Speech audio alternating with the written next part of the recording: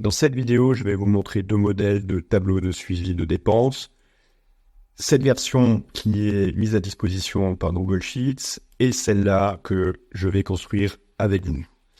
La version de Google Sheets est facile à charger et à actualiser. Vous voyez ici, elle fonctionne avec un solde de départ. Vous voyez le solde de départ ici, le solde de fin. Vous voyez combien vous avez économisé sur le mois en montant et en pourcentage. Vous voyez l'évolution des dépenses et des revenus entre le réel et le prévisionnel et la somme des dépenses et des revenus par catégorie. Et vous saisissez dans une autre feuille ici les dépenses de vos mois et tout est synthétisé ici. Dans la version qu'on va construire ensemble, c'est le même principe. Vous saisissez ici les dépenses et vous les catégorisez. Pareil pour les revenus. Et donc ici, vous avez une synthèse des dépenses et des revenus. Vous avez un montant total de prévisionnel et le disponible. Et vous voyez combien vous avez réellement dépensé et combien vous avez gagné. Et vous avez une représentation graphique des revenus et des dépenses. Et vous voyez ici, vous avez une représentation visuelle des dépenses par catégorie. Il vous suffit de dupliquer cette feuille, de modifier en février, et dans cette cellule, vous aurez simplement à changer le mois et vous pourrez recommencer sur le mois suivant. Dans l'article, en lien dans la description, il y a des photos, des copies d'écran et des descriptions de toutes les opérations. Si jamais je vais trop vite dans la vidéo, vous pouvez vous référer à l'article.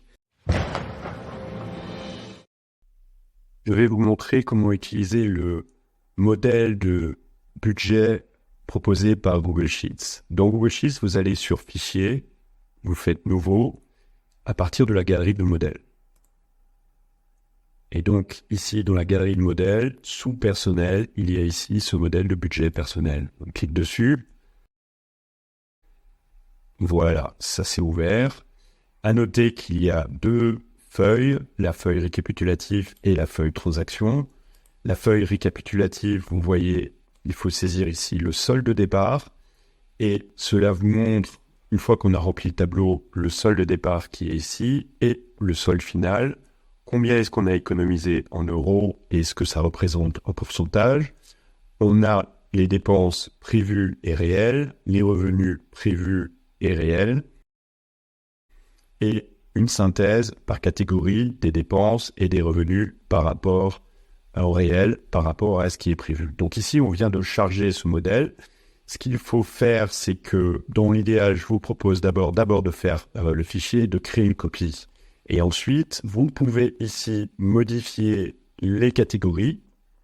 Et je vous recommande aussi d'effacer les valeurs qui sont saisies. Alors pas ici, vous voyez qu'il y a une formule. Vous devez toucher que ce qui est en couleur ici.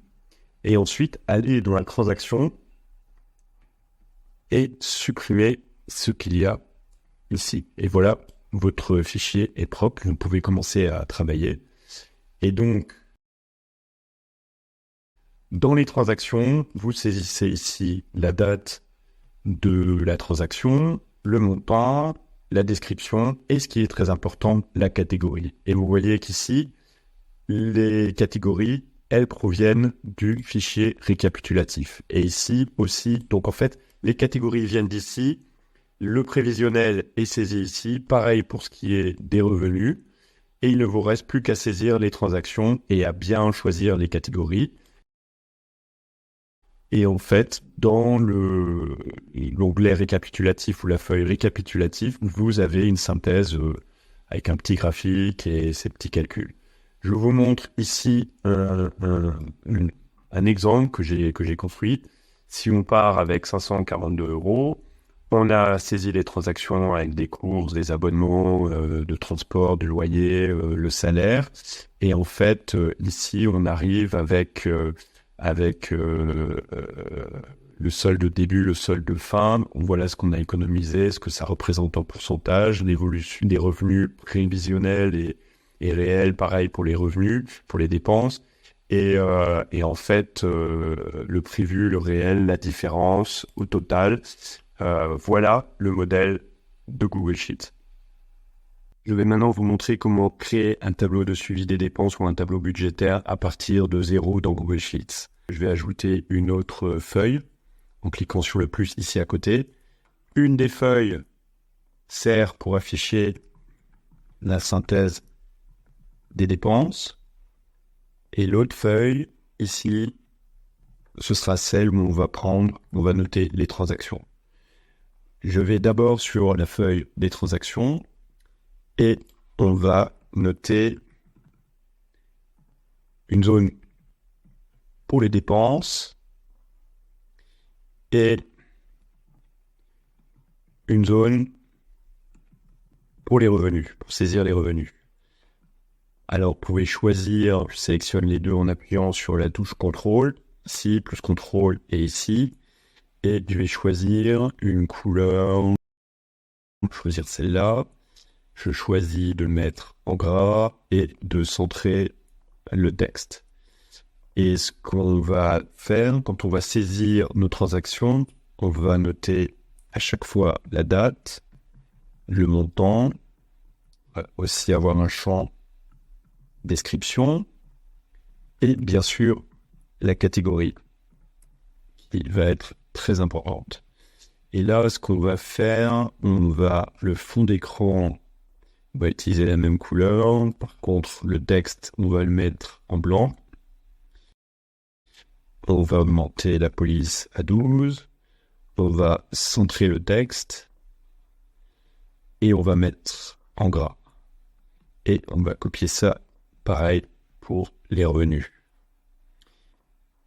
Et ce qu'on souhaite faire, c'est mettre en évidence les lignes où on va saisir, donc on va saisir les transactions. On va rajouter une ligne, on va choisir donc cette couleur, c'est bien, et donc c'est déjà fait. Et cette ligne-là, je prends le format appliqué et je vais l'appliquer sur toute cette plage de cellules. Ici, comme j'ai sélectionné toutes les plages, je vais sur appliquer le format et je clique juste sur cette cellule et vous allez voir que le même format va s'appliquer aussi ici. Voilà. Donc on a nos zones où on va pouvoir noter toutes nos dépenses du mois et tous nos revenus du mois. Après là, on pourra saisir une date, comme par exemple le 10 janvier 2024, ou le montant. Les montants aussi ici. Alors là, on voit 100. L'idéal, ce serait d'afficher 100 euros. Donc, on va sélectionner toute la plage pour changer le format. Là, il y a un petit raccourci ici. Vous cliquez là-dessus. Et vous pouvez choisir ici devise, si vous voulez afficher les centimes aussi, ou arrondi. Donc là, je vais choisir arrondi. Ce qu'on peut faire, vous pouvez aussi copier ce format et l'appliquer ici. Si je sélectionne ici 200, ce sera 200 euros. Donc voilà. Les catégories, on reviendra un peu plus tard. Et voilà pour la partie transaction dans un premier temps. Et maintenant, je reviens sur la synthèse des dépenses. Et ici, on va préparer la feuille. On commence par le titre, synthèse des dépenses, et ensuite le mois dont il est question. On va fusionner, centrer, mettre en gras, changer la taille et la couleur. Pareil ici. On fusionne les cellules, on centre le texte, je le mets en gras, je change la couleur et je modifie la taille. Ensuite, ici, je vais saisir le mois d'un temps disponible et les dépenses prévisionnelles du mois.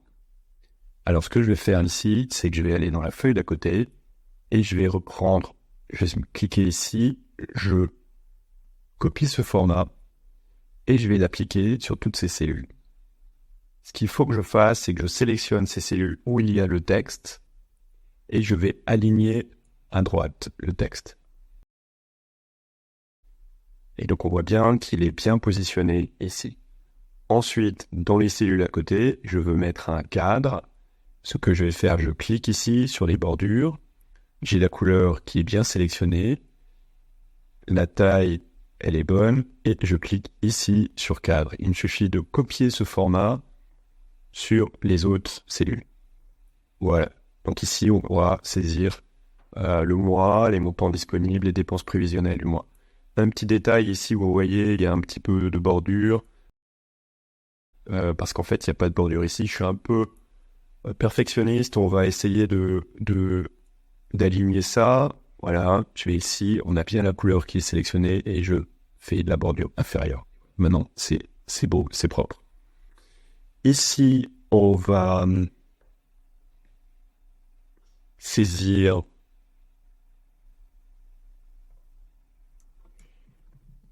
le flux de trésorerie.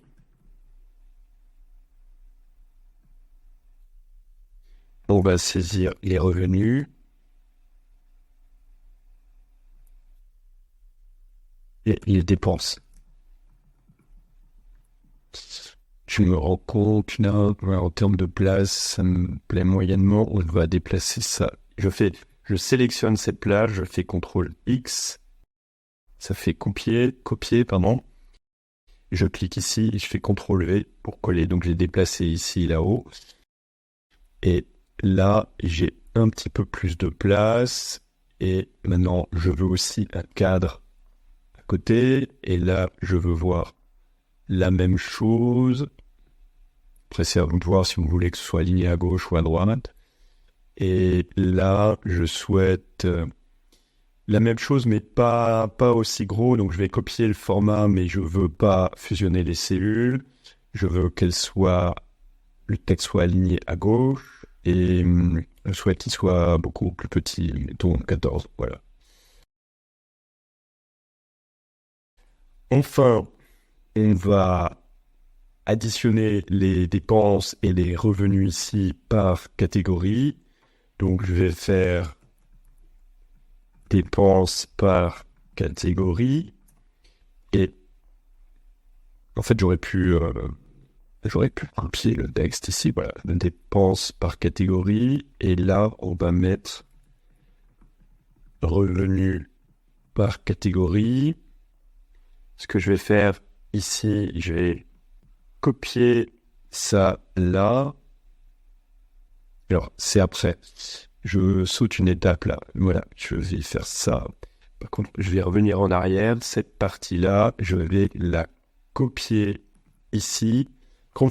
On va fonctionner d'une manière différente. Ici, on fait la synthèse des dépenses. Donc, on veut d'abord savoir combien ont été dépensés par catégorie.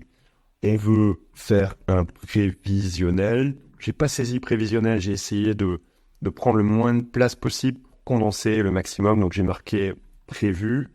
J'ai écrit ici réel et là, la différence. Et donc, on va copier ça pour les revenus par catégorie. Et donc, je descends ici. Et là, ce que je souhaite faire, c'est afficher le total. Alors, dans l'idéal, on garde les mêmes couleurs sur l'ensemble de la feuille. Donc, c'était cette couleur-là. Je vais le mettre en gras.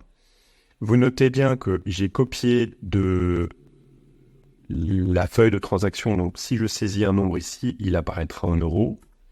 Par contre, parce que ici, la deuxième colonne, c'était le montant et on avait changé le format. Ici, dans réel, la colonne à côté, on n'a pas changé le format. Donc, c'est 100 et pas 100 euros.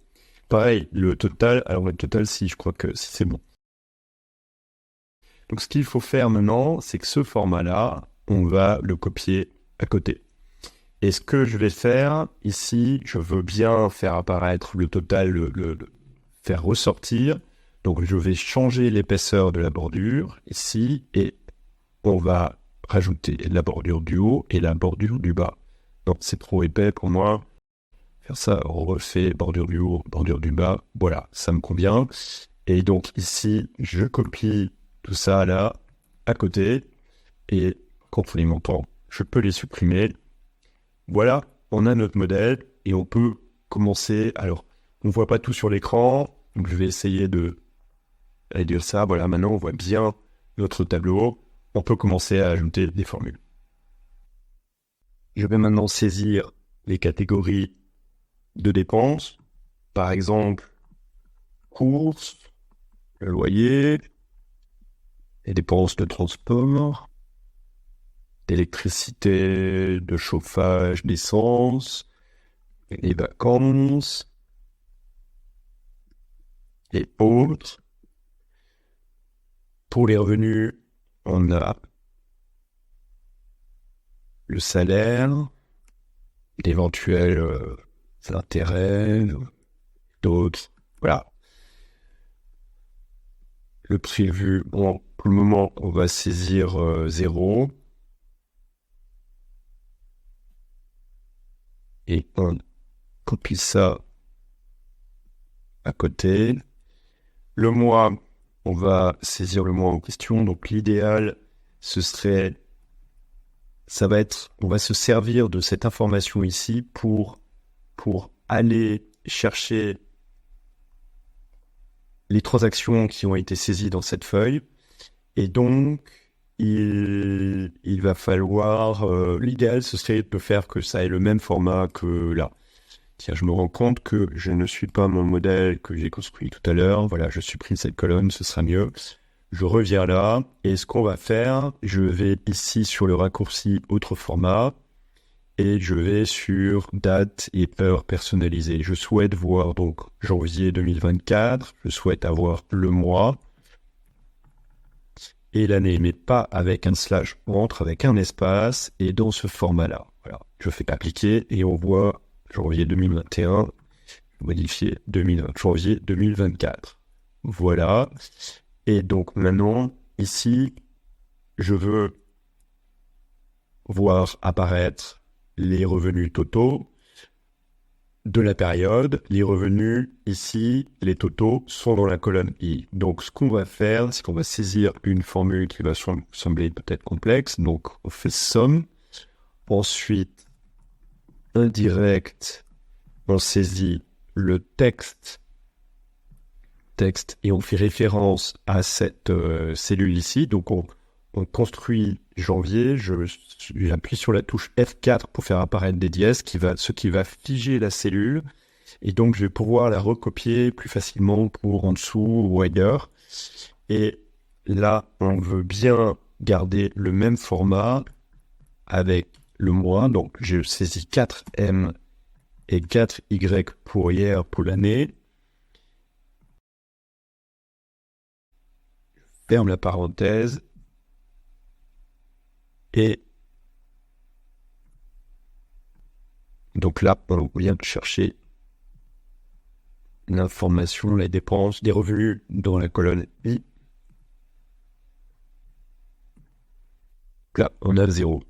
Et ce que je vais faire, la même chose, en fait, dans janvier, je regarde les dépenses sont dans la colonne B.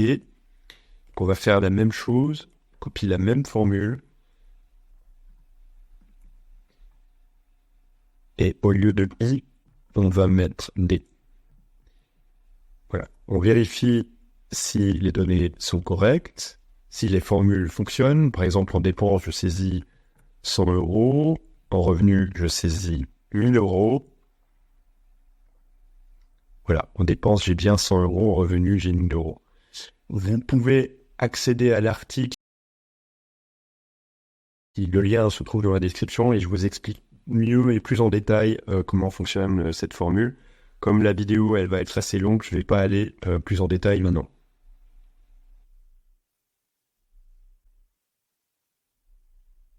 On va compléter la partie des dépenses par catégorie. On souhaite avoir les dépenses réelles. Donc pour ce faire, on va utiliser la formule SOMME-CI. La formule SOMME-CI fonctionne avec une plage de référence, donc en l'occurrence dans la feuille des transactions ici, la référence, ça va être la plage des catégories, et dans cette plage-là, on va sélectionner une seule catégorie qui est celle qui correspond à la ligne, Et donc, une fois qu'on va trouver toutes les catégories qui correspondent, on va additionner les montants correspondant aux catégories. Donc pour ça, on va utiliser cette formule. Donc c'est somme.si, ensuite indirect et le texte. Ici, on utilise indirect et cette fonction texte, comme tout à l'heure, pour pouvoir aller chercher les informations dans la feuille à côté de transaction.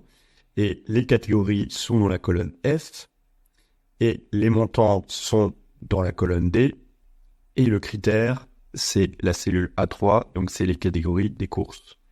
Voilà la formule qu'il faut saisir. Vous avez tout le détail dans l'article en lien en dessous s'il vous faut un peu plus de temps.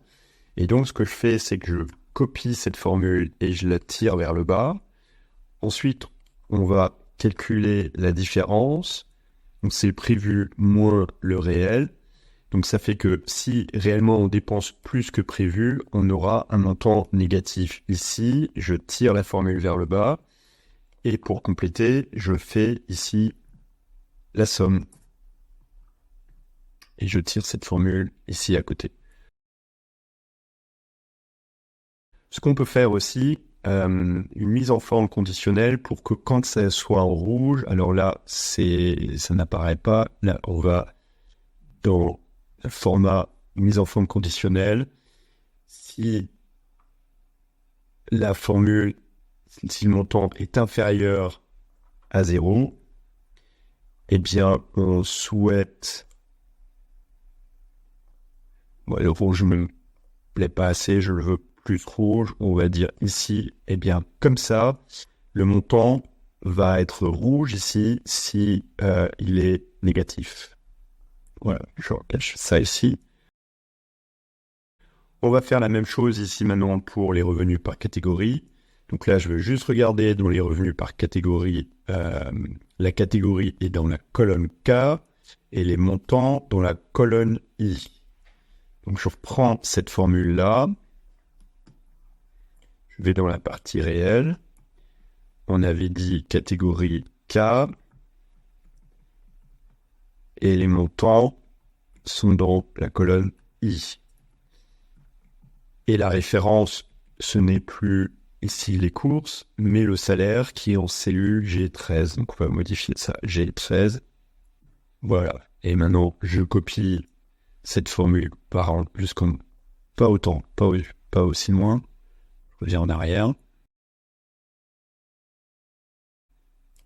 Jusque là, voilà. Là, ces formules-là, je les copie ici, CTRL-C, CTRL-V. Et maintenant, ce qu'on peut faire, c'est que le montant disponible, c'est la somme de nos revenus. Donc, on va faire égal le revenu réel, ici. Et les dépenses prévisionnelles, c'est ce qu'on a ici dans le prévu. Donc, on va faire égal ici. Par contre, ici, j'ai pas saisi la formule. Ici, c'est le réel moins le prévu. Si j'ai un salaire supérieur à ce que j'avais prévu, c'est positif. Donc, c'est l'inverse de ce qu'on a ici. Voilà, le tableau commence à ressembler à quelque chose. Si je vais trop vite, ne vous inquiétez pas. Vous pouvez aller sur l'article en lien dans la description de cette vidéo où j'ai plus de 60 copies d'écran qui détaillent toutes les opérations que je réalise pour faire ce tableau de suivi des dépenses. Et j'explique vraiment tout, vraiment en détail. Donc si il y a une étape où je suis passé très rapidement, dans cet article, tout est parfaitement détaillé. Maintenant, on va rajouter quelques fonctions avancées. Dans ce tableau, vous voyez ici, on a le montant disponible et ici les dépenses prévisionnelles. On aimerait bien, moi je veux rajouter une alerte si jamais on prévoit de dépenser plus d'argent que ce qu'on va gagner. Donc ça, il faut éviter. Donc ici, je vais dans données, validation des données, après être allé dans cette cellule, D5. Donc ici, on veut rajouter une règle de validation des données. J'ajoute une règle. Et la règle, c'est que le montant doit être inférieur ou égal à celui des revenus disponibles. Donc ici, c'est le montant D4. Donc en D5, le montant des dépenses qu'on prévoit doit être inférieur au montant disponible. Et on peut faire afficher un message personnalisé, mais simplement afficher un avertissement, ça nous signalera qu'il y a un problème. Ensuite, ce qu'il manque, c'est que, donc, ici, on a la synthèse réelle des dépenses pour chacune des catégories, la synthèse des revenus pour chacune des catégories, qui proviennent de la feuille où on a les transactions, mais maintenant, on doit rajouter les catégories ici. Donc, ce qu'on va faire, c'est qu'on sélectionne la plage où il y a les catégories et on va faire référence à toutes ces catégories qu'on veut voir ici. Donc, on sélectionne la plage ici, on fait données, validation des données, on ajoute une règle. Le critère, ça va être un menu déroulant depuis une plage. Et ici, on va sélectionner la plage de cellules dans lesquelles on a les catégories. Et donc, ce sont celles-là. A13 à A19. OK. On peut rajouter des choses, mais on va rester là. Et donc, quand je reviens dans janvier, on a ici des petits chips, on appelle ça.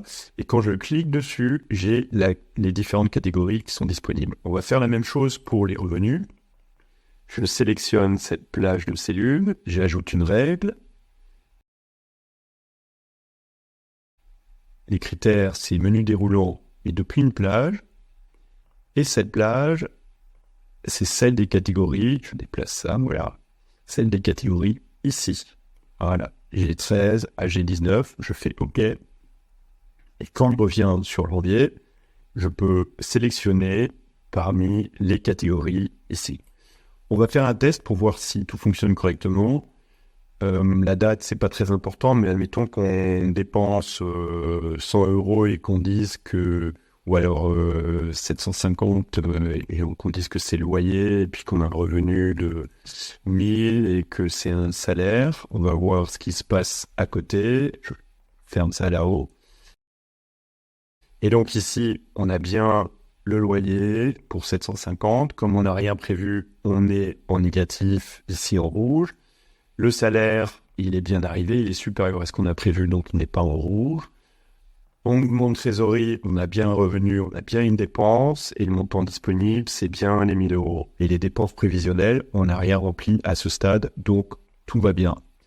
Je supprime ce que j'ai fait ici. Et puis, je reviens sur la synthèse des dépenses. Et ce qui manque maintenant, c'est des graphiques. J'ai mis l'enregistrement en pause pour pouvoir remplir quelques données ici et dans les transactions. Donc, vous voyez ici que j'ai saisi des montants avec des catégories pour avoir des données, parce que sinon, des graphiques sans données, ça donne rien. Donc, on voit bien que les sommes se sont bien compilées ici. J'ai mis des budgets prévisionnels. Le réel vient de l'autre feuille transaction. Et là où j'ai un dépassement de budget, les montants apparaissent en rouge. Maintenant, on veut voir la répartition de nos dépenses par catégorie. Donc, je sélectionne la plage de cellules concernées. Je vais ici sur graphique.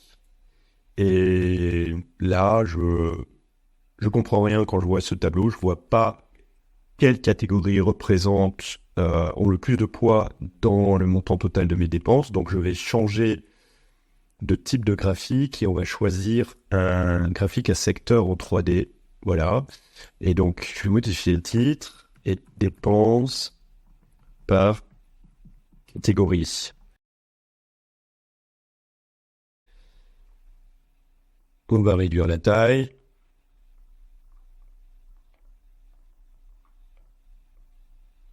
Et déplacer ici. Et je souhaite aussi voir en termes de flux de trésorerie ce qu'il en est. Je sélectionne cette plage. Et pareil, je vais sur graphique ici. Et là, je ne veux pas un graphique à secteur, je veux un graphique à barre. Voilà. Je le souhaite plus joli, avec un style différent en 3D. Voilà. Est-ce que je vais faire des revenus? Je veux. Double-clic. Je veux le voir en bleu, vraiment. Non, juste celle-là, voilà. En bleu. Et celle-là, en rouge. Les dépenses, je veux les voir en rouge. Le titre, je n'en ai pas besoin. Ça prend la place. Voilà. Et maintenant, le graphique, beaucoup plus petit.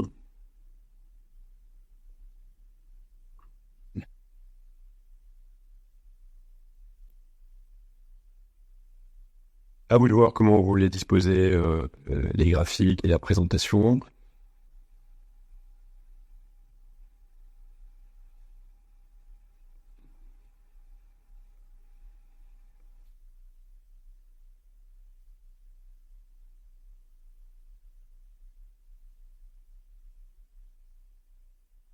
Voilà. Et donc, on a notre tableau de suivi de dépenses. Il nous suffit de saisir les dépenses prévisionnelles ici et les revenus prévisionnels ici. Ensuite, on remplit régulièrement nos dépenses et nos revenus. Les salaires, je le saisis déjà en début de mois, même si mon salaire arrive en fin de mois, par exemple. Comme ça me donne une idée tout de suite du montant disponible et je peux l'actualiser à la fin du mois. Et tous ces montants sont complètement fictifs, mais ça donne une idée. Et ensuite, tout est actualisé. Ce qu'on peut faire, c'est qu'on peut après, à la fin du mois, on peut copier, on peut dupliquer cette feuille, la nommer février, changer ici février, et on peut faire la même chose le mois suivant. Et ça nous donne une idée de où on dépasse nos montants, on dépense plus que ce qu'on prévoyait. On voit comment on dépense son argent et on sait où on en est, montant revenu, montant des dépenses. On pourrait même rajouter ici un petit calcul entre les revenus moins les dépenses. Voilà, c'est à vous de voir. Voilà, vous avez réussi et vous avez construit un tableau de suivi des dépenses.